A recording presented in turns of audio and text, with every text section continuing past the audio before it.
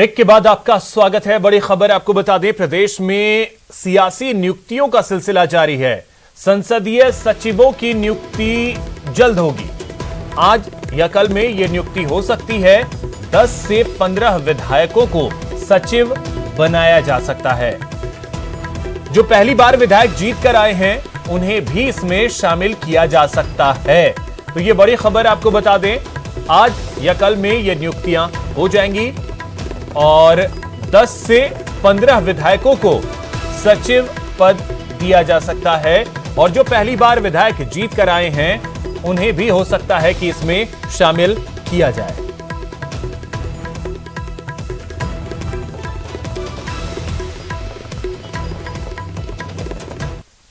वहीं बात अगर कांग्रेस संगठन की कर ली जाए तो कांग्रेस संगठन में भी अब नियुक्तियां जल्द होंगी। नियुक्तियों को लेकर कवायद लगभग पूरी हो चुकी है और अगले 1 महीने के अंदर सभी तरह की नियुक्तियां हो जाएंगी।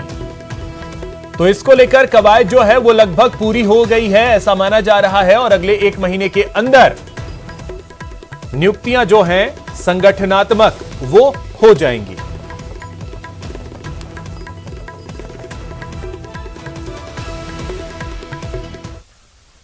तो वहीं मंत्रिमंडल पुनर्गठन के बाद सीएम अशोक गहलोत के सलाहकारों की नियुक्ति हो गई। मुख्यमंत्री ने 6 विधायकों को सलाहकार बनाया है। मंत्री बनने से वंचित रहे 6 विधायकों को मुख्यमंत्री का सलाहकार बनाया गया। इनमें 3 निर्दलीय और 3 कांग्रेस विधायक शामिल हैं। कांग्रेस विधायक डॉक्टर जितेंद्र सिंह, राजकुमार शर्मा, दानिश अबरार। निर्दलीय विधायक संयम लोढ़ा, बाबूलाल नागर, रामकेश मीणा। इन 6 विधायकों को सलाहकार बनाया गया है।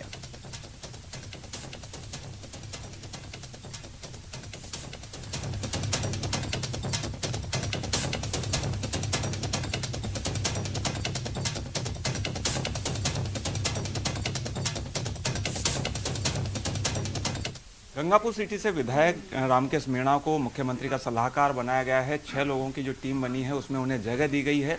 पूर्व में संसदीय सचिव रह चुके हैं। किस तरह की भूमिका उनकी रहेगी, उनसे बात करते हैं। तो नई भूमिका और बड़ी जिम्मेदारी आपको दी गई है सलाहकार के तौर पर। किस तरीके से आप देखते हैं अपनी ये भूमिका, किस तरह की जिम्मेदारी रहने वाली है आगे? अब देखो, ये नया पद है, इसकी गाइडलाइंस और क्या ये तय होता है। लेकिन मैं इतना समझता हूँ कि चाहे वो सलाहकार हो, संसदीय सचिव हो, राज्य मंत्री हो, कैबिनेट मंत्री हो, ये सब जो है माननीय मुख्यमंत्री जी की टीम है।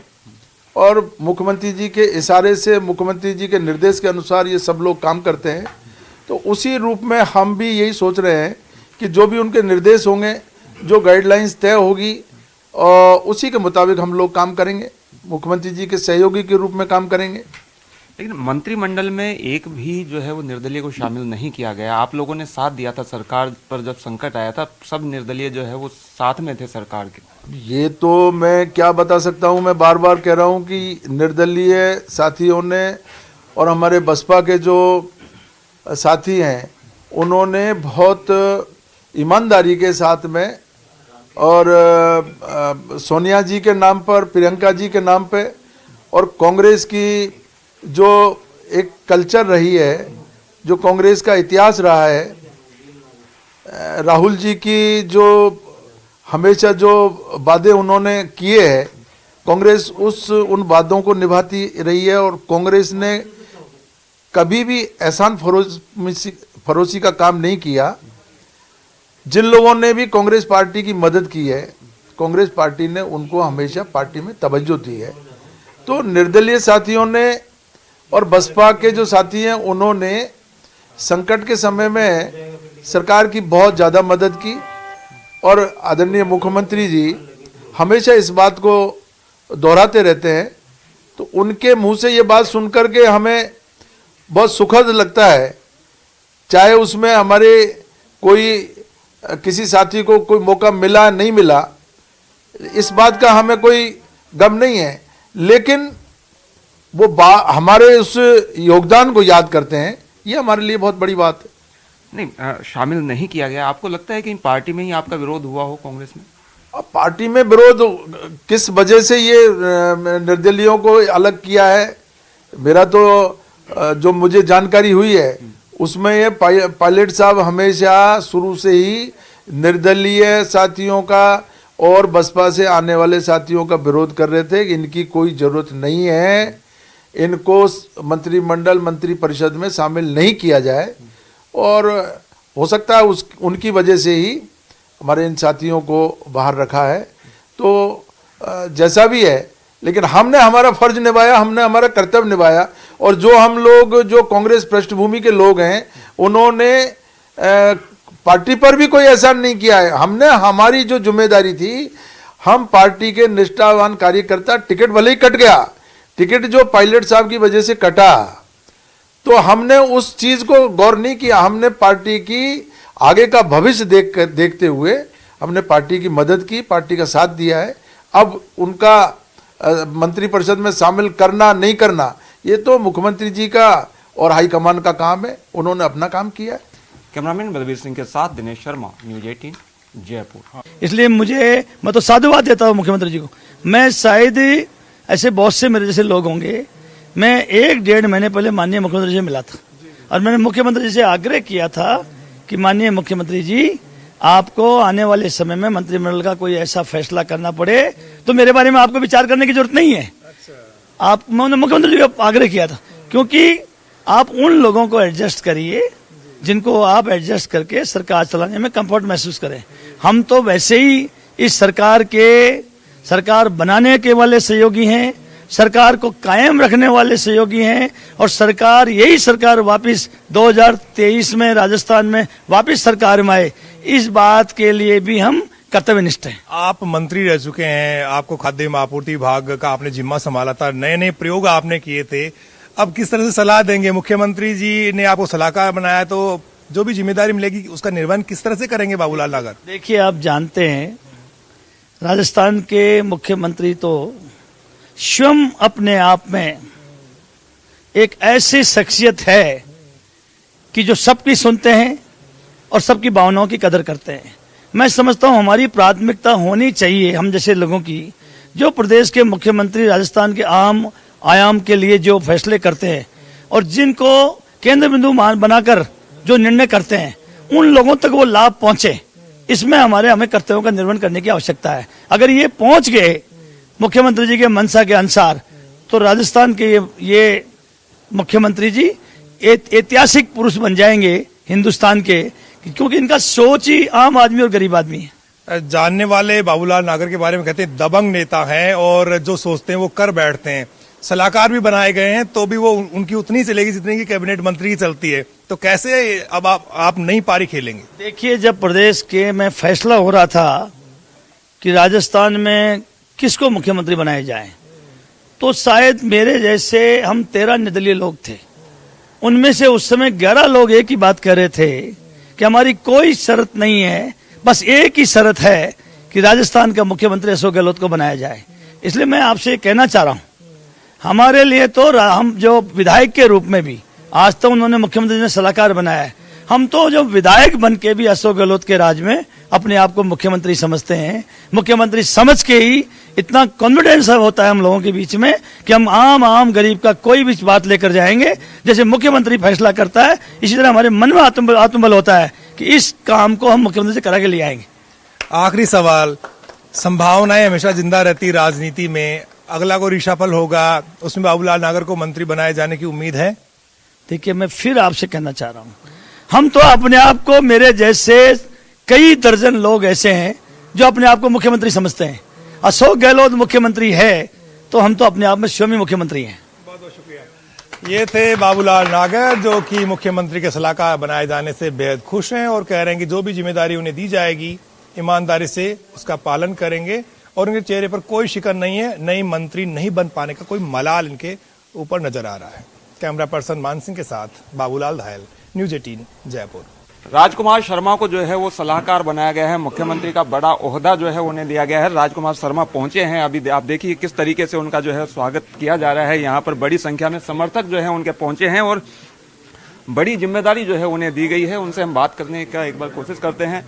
सर, बड़ी जिम्मेदारी आपको दी गई है, सलाहकार बनाया गया है सीधे मुख्यमंत्री का, किस तरीके से आप देख रहे हैं इस नई भूमिका को? देखो, इसके पीछे माननीय मुख्यमंत्री श्री अशोक गहलोत साहब का और हमारी कांग्रेस पार्टी का एक सोच है कि अब चुनाव के अंदर 2 साल का कम समय बचा है, तो उनका ऐसा मानना है कि संभाग वाइज कार्यकर्ताओं की, आम जन की क्या समस्याएं हैं, उनका निस्तारण कैसे हो, कैसे सीधा मंत्रिमंडल में उनकी समस्याओं का निस्तारण हो, मुख्यमंत्री जी के स्तर पर निस्तारण हो, उसी को लेकर सीएम साहब ने ये फैसला लिया। और मैं जहाँ तक समझता हूँ कि इससे ट्रांसपेरेंसी बढ़ेगी और आम जनता का जो मैसेज है वो मुख्यमंत्री जी तक तुरंत पहुँचेगा एक विधिवत तरीके से। ये माना जा रहा है कि कैबिनेट मंत्री का दर्जा जो है वो आपको दिया जा सकता है, तो क्या लग रहा है किसी विभाग के साथ आपको अटैच किया जाएगा, किस तरीके से भूमिका किस तरीके से? देखिए, मैं जहाँ तक समझता हूँ, जो देखो अभी तक मेरी मुख्यमंत्री जी से कोई इस विषय में बात नहीं हुई है, इसलिए मैं ज़्यादा कुछ खुलासा नहीं कर पाऊंगा। लेकिन मैं जहाँ तक मेरी राजनीतिक समझ है, क्योंकि वो बार बार चर्चा करते हैं कि भाई कैसे हम गुड गवर्नेंस दें, कैसे हर जिले से हर पंचायत लेवल यानी अंतिम छोर पे जो व्यक्ति बैठा है वो व्यक्ति क्या सरकार से उम्मीद कर रहा है, विशेष तौर से युवाओं के लिए। युवा रोजगार के लिए आपको पता आंदोलनरत है, भर्तियों को लेके आंदोलनरत है और भर्तियां निकालने में हमारी सरकार ने कोई कमी नहीं छोड़ी है। मुख्यमंत्री जी ने जितनी भर्तियां संपन्न कराई हैं, लोगों को रोजगार दिया है, वो अपने आप के अंदर एक मिसाल है। लेकिन उसको और ज़्यादा गति हम कैसे दे सकते हैं, कैसे युवाओं का, किसानों का, महिलाओं का, बुजुर्गों का, चाहे पेंशन संबंधित मामले हो, और कोविड के बाद के अंदर जिस प्रकार से आर्थिक स्थिति लोगों की खराब हुई है, उस आर्थिक स्थिति को वापस कैसे सुदृढ़ किया जाए, कैसे उन परिवारों को सरकारी योजनाओं का फायदा दिया जाए, उसको लेकर मुझे लगता है कि ये सलाहकार के पद सृजित किए गए हैं ताकि मुख्यमंत्री जी तक अक्सर से आम जनता की जो समस्या है वो पहुंच सके और उसके अंदर जो हमारा सोच है वो हम उनको बता सके कि इसका निस्तारण हम किस तरह से कर सकते हैं। एक एडवाइस के रूप में मुख्यमंत्री जी, हालांकि वो बहुत मंझे हुए राजनेता हैं और जमीन से जुड़े हुए राजनेता हैं, और हमारी उम्र नहीं है जितने तो वो मंत्री रह लिए, तो फिर भी कोई सहारा बन पाएंगे, कोई अगर उनका मजबूत कंधे के रूप में उनको सही राय दे पाए, सही काम सुझा पाए, तो अपने आप को सौभाग्यशाली मानूंगा। लंबा आपका अनुभव हो गया राजनीतिक, आप छात्र जीवन से सक्रिय हैं, छात्र संघ अध्यक्ष भी रहे, फिर 3 विधायक भी रहे, मंत्री के तौर पर भी आपके पास जिम्मेदारी रही, तो वो अनुभव जो है वो किस तरीके से काम आ सकेगा प्रदेश की जनता की? बिल्कुल, देखो इस समय सबसे बड़ी चुनौती है कि भी मौसमी बीमारियों वाला बहुत बड़ा मैटर चल रहा है। कोविड भी तीसरी लहर की दस्तक का हम लोग सुन रहे हैं अखबारों के माध्यम से, मीडिया के माध्यम से, और जिस तरह से यूरोप के अंदर तो ये बहुत बड़ा हाहाकार मचाया हुआ है, तो वो अनुभव भी हम शेयर करेंगे और जितना हमसे बन पड़ेगा वो पॉजिटिव सोच रखते हुए और राजस्थान की जनता का सर्वांगीण विकास के लिए क्या क्या हो सकता है वो उस पर हम लोग राय देंगे अपना। पूरी टीम अब नई है, जो है वो कल जो है 15 मंत्रियों ने शपथ ली है, सलाहकार जो है वो नए हैं, तो क्या मिशन 2023 की तैयारी है और क्या लग रहा है अब मिशन 2023 पूरा होता हुआ नजर आ रहा है?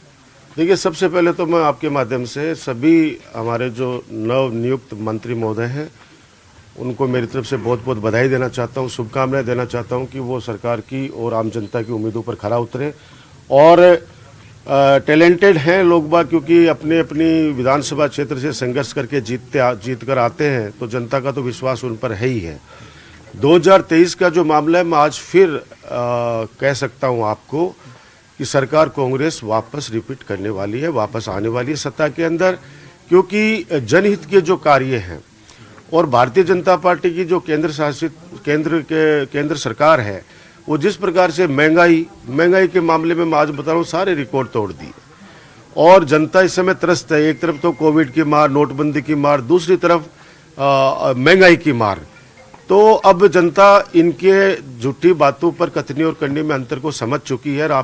सीएम 2 एडवाइजर बनाने के लिए तो मैं समझता हूँ कि जो भी मुझे कार्य के आदेश माननीय मुख्यमंत्री जी की तरफ से मिलेंगे, मेरे पास महत्वपूर्ण महकमे रह चुके हैं और निश्चित रूप से उनमें जो भी संशोधन करने की बात हुई मैं निश्चित रूप से करूंगा और जो बेस्ट मैं दे सकता हूं, मेरे पास ऊर्जा रहा, जलदाय रहा, मैं स्वयं डॉक्टर भी हूं, तो मैं समझता हूं 3-4 ऐसे महत्वपूर्ण डिपार्टमेंट्स हैं, हायर एजुकेशन रहा, तो इनमें मैं मेरी अपनी राय को बहुत तरीके से एडवाइस को दे सकता हूँ। माननीय मुख्यमंत्री जी ने मुझ पर विश्वास प्रकट किया, माननीय सोनिया जी, राहुल जी ने, प्रियंका जी ने विश्वास प्रकट किया, तो मैं उनका आभारी हूँ और जो मेरे से बेस्ट बन पड़ेगा मैं करूँगा।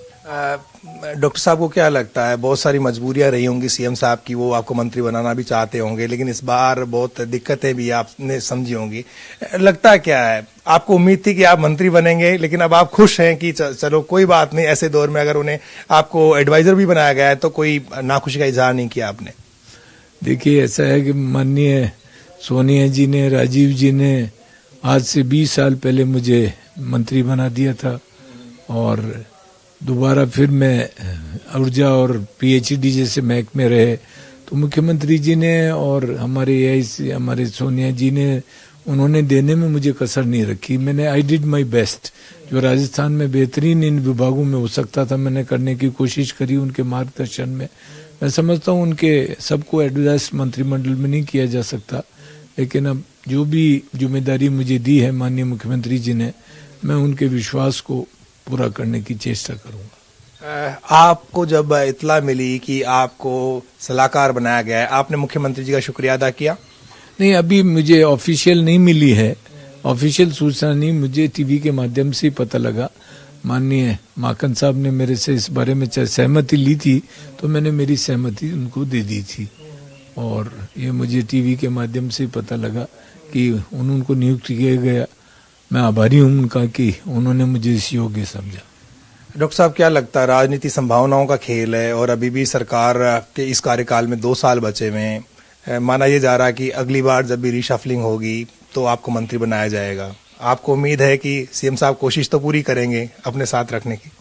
देखिए, ऐसा है, ये विशेष अधिकारी माननीय मुख्यमंत्री जी का, मुझे जो भी जिम्मेदारी देंगे, मैं तो एक कांग्रेस का साधारण कार्यकर्ता था, साधारण डॉक्टर था, उससे उठाकर मुझे इतने महत्वपूर्ण पद दिए। 5 बार राजस्थान की सरकार में विधायक रहा और मंत्री रहा। गुर्जर आरक्षण में मुख्यमंत्री जी ने मुझे जो जो निर्देश दिए, सफलतापूर्वक मैंने गुर्जर आरक्षण का, जबकि बीजेपी के गवर्नमेंट के टाइम में 73 लोग मारे गए थे, लेकिन माननीय मुख्यमंत्री जी के समय में एक रक्त की खून की बूंद नहीं बही और बिल्कुल सही तरीके से मैं मौके पे गया हेलीकॉप्टर से और जाके मैंने उनसे वार्ता करी, मुख्यमंत्री जी को अवगत कराया और सब।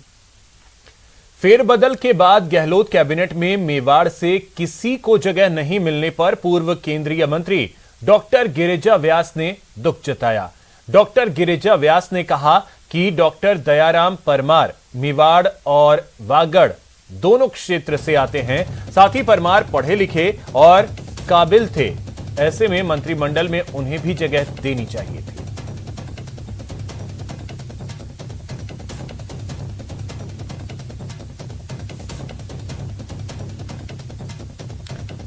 तो पूर्व केंद्रीय मंत्री गिरिजा व्यास ने सवाल उठाए हैं और उन्होंने दुख व्यक्त किया है कि मेवाड़ से किसी को टीम गहलोत में जगह नहीं दी गई है